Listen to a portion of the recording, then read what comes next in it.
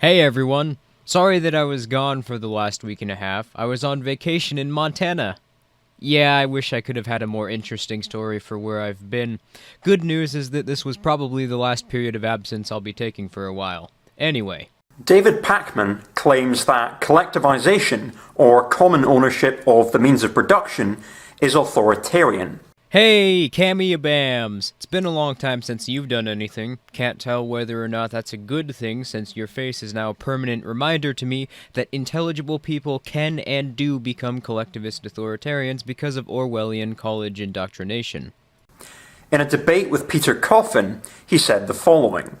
If you enforce that the means of production must be owned in common, that is an authoritarian action to take. And I don't believe, or at least I've not seen any evidence, although I'm willing to have my mind changed, that you will end up with an egalitarian, self-determining society if you impose it in an authoritarian way. That's sort of number one, right? That's like a fundamental problem I have with pure socialism. This is amazing. Both that David Pakman made a criticism of socialism and it was actually a pretty good one, and that you're disagreeing with him. I mean, aren't you supposed to be a libertarian socialist? There is literally nothing in what David Pakman just said which you should find disagreeable, being that as a libertarian you believe in free will and that people are agents entitled to their autonomy. By extension, a centralized authority which forces you at gunpoint to work and seizes the property which was created by you or obtained voluntarily by trading with another for it should be appalling to you. In fact, the title of this video appears to be deliberately misleading, since David Pakman, as you all saw, didn't claim that common ownership is authoritarian. Unless, Cameron, you're implying that in your society there would be a centralized monopoly on arbitration, which coerces people into slave labor and had full control over how people associated within the said society. That would be pretty unprincipled of you. In fact, dare I say that would mean that you aren't an anarchist, since you openly advocate for the existence of a state. There are a number of problems I have with David's argument here. The first is that socialism historically has traditionally stood for democratic workers' control over the means of production. We're not talking about the history of socialist ideology. We're talking about the ethics of forcing people into a socialist society and whether or not that's authoritarian. Mentioning what socialists have advocated for historically in response to criticism of their ideas and practice or the ethical implications of is nothing short of a red herring.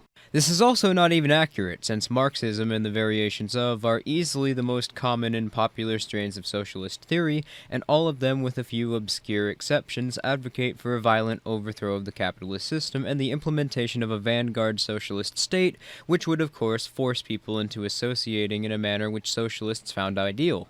In your most popular video, which you have hosted on your channel entitled Libertarian Socialism is Not an Oxymoron, you even admit there that socialism is more commonly used to refer to authoritarian states, such as the USSR and China. Secondly, the word socialism is also used to refer to Marxist-Leninist states, in which all of the industry in a given country is controlled by the state. Examples of this would be the USSR, Cuba, and Maoist China, etc. In the same video, he also presents revolutionary Catalonia specifically as an example of a libertarian socialist society. We want workers' self-management of industry through direct democratic, non-hierarchical federations, as in the Spanish Revolution of 1936. In Catalonia, the society was run by a worker council, which had established a monopoly on arbitration and was operated strictly by members of the CNT Union and FAI faction. So already, just a basic glance in how this society ran and was structured, it's self-evident that it was not anarchist, but I digress.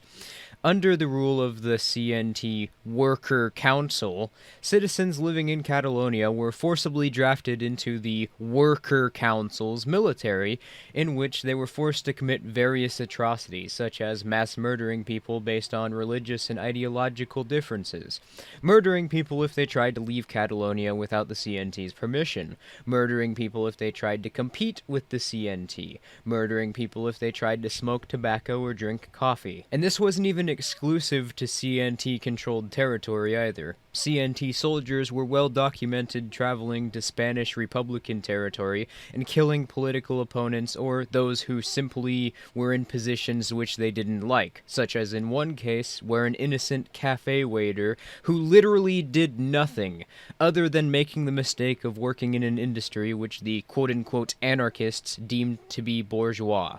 So Catalonia can't even be considered libertarian, even if using that term as loosely as one possibly can while remaining technically accurate. Socialism has a long, excruciatingly detailed history which is plagued by rampant human rights violations. On top of this, you've demonstrated that your understanding of ethics and freedom are warped beyond reason, which I assume is why you believe that coercion can be justified simply if the majority approves of it. In fact, you know what? This model of social organization is strangely familiar. I can't quite put my finger on it, though. Maybe if I created a graph of its structure and then wrote in the blanks of how it worked, this would be much easier. And libertarian socialists or anarchists would argue that that kind of common ownership is inherently conflictual with centralized, state-owned command economies. Really, nigga?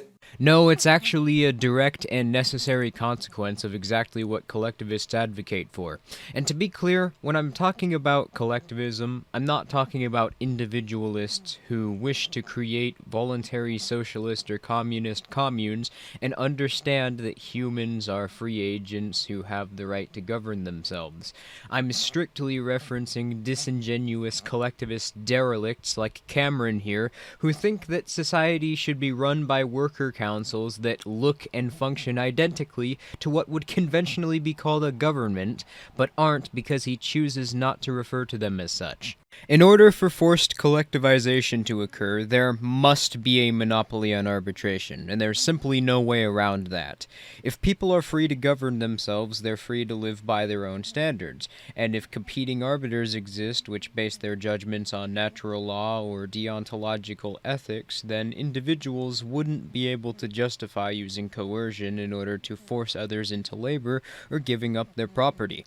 Of course, they could try, perhaps they could even get away with doing it to a few people for a short period of time, but because of self-ownership and because of these competing arbiters and security firms, which operate solely to protect people and provide the most accurate rulings that they can because they have competition and are dependent on the people they serve to continue existing and making their ends meet, this would be unsustainable on a systemic level, impossible to defend in an arbitration service, and more than likely wouldn't even happen to begin with, since in a society where everyone is armed and dependent on themselves or others, most would be able to defend themselves. Why we know arbitration in an individualist society pretty much universally operates based on natural law is because no one would go to a third party to settle a dispute which would allow their rights to be violated, since this would directly be opposed to their self-interest, and the third party wouldn't themselves be able to justify violating their rights, since they'd have to lean towards only what they'd be able to explain, since the entire purpose of arbitration is to settle disputes, and they couldn't explain how to justify an act of coercion. No one would go to an unethical arbiter in a competitive market because neither the arbiters or the people who have disputes that need to be solved benefit from any system of ethics other than deontology. But this isn't just a hypothetical scenario. We have examples, some of which being ancient Ireland, Cospia, neutral Moorsnet, and stateless societies which currently exist as well that follow this trend in arbitration, such as Liberstad, which was formed as recently as 2017 and is located about 20 miles south of Bjelland, Norway. History defies you, basic logic defies you, the basic functions of the market and human action defy you, and libertarianism defies you. Yes, forced collectivization is authoritarian. I barely even got into this video and it appears I have nothing left to talk about, so I suppose let's just give him a final chance. Which David doesn't really acknowledge. When he's saying that collectivization is authoritarian, he's not acknowledging the libertarian tendency.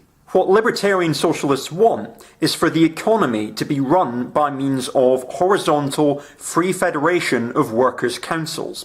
What that means is that what to produce, how to produce it, and what to do with the products are all decided in a direct democracy of, by, and for the workers. What I would like to know is, in what sense is workers' self-management authoritarian? Really? You really don't understand how that's authoritarian. Okay, I guess I can show you. Oh my god, what happened to my apartment? Hey, Cameron, formerly a big fan. Listen, me and my friend democratically voted that it was okay to destroy your house 2-1, us versus you. But that's not fair. Also, we planted a bomb in your